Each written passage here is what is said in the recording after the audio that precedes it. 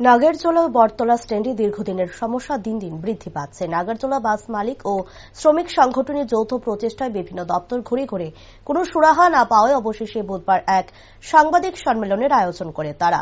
সাংবাদিক সম্মেলনে উপস্থিত হয়ে এক নেতৃত্ব জানায়, ইদানিংকালে দেখা গেছে বটতলায় নতুনভাবে একটি স্ট্যান্ড তৈরি হয়ে গেছে, যার দরুন নাগেরজোলার যানবাহন চালকদের আর্থিক সমস্যার সৃষ্টি হচ্ছে বলে দাবি। এমত অবস্থায় দেখা যাচ্ছে যানবাহনের তেল কিনলে শ্রমিকদের বেতন দিতে পারছে না, আবার শ্রমিকদের বেতন দিলে তেল কিনতে গিয়ে হিমশিম খেতে হচ্ছে তাদের অভিযোগ, পরিবহন দপ্তর, টিআরটিসি, পৌর নিগম, ট্রাফিক দপ্তর এবং জেলা ম্যাজিস্ট্রেটের নিকট দফায় দফায় আলোচনা করে স্ট্যান্ড এবং যাত্রী পরিষেবার কোনো সুরাহা পাওয়া যায়নি, যার জন্য আগামী 5 তারিখের মধ্যে একটি সময় ধার্য করা হয়।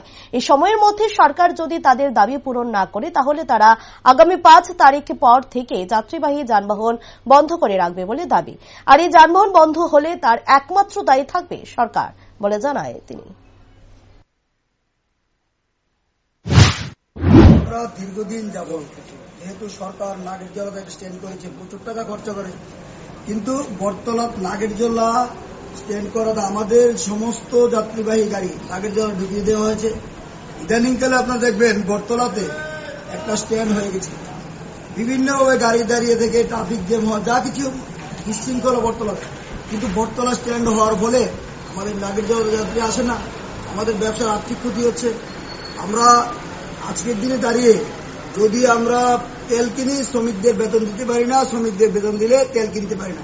এমতো অবস্থায় আমাদের এই দাবিগুলো নিয়ে রাজ্য সরকারের বিভিন্ন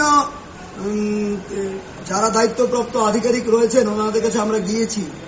আজকে পর্যন্ত কোনো সুরাহা হয়নি। তার জন্য আগামী 5 তারিখ পর্যন্ত আমরা একটা সময় ধার্য করেছি। এই সময়ের মধ্যে যদি রাজ্য সরকার আমাদের প্রতি দৃষ্টি আকর্ষণ করে, আমাদের প্রতি সহানুভূতি দেখিয়ে এই বিষয়গুলিকে সমাধান করে দেন, তাহলে আমরা ওনাদেরকে ধন্যবাদ জ্ঞাপন করব। নতুবা আমাদের আগামী 5 তারিখের পর থেকে আমাদের দক্ষিণমুখী যত যাত্রীবাহী যানবাহন আমরা ওইগুলি চালাতে পারবো না আর্থিক সমস্যার কারণে।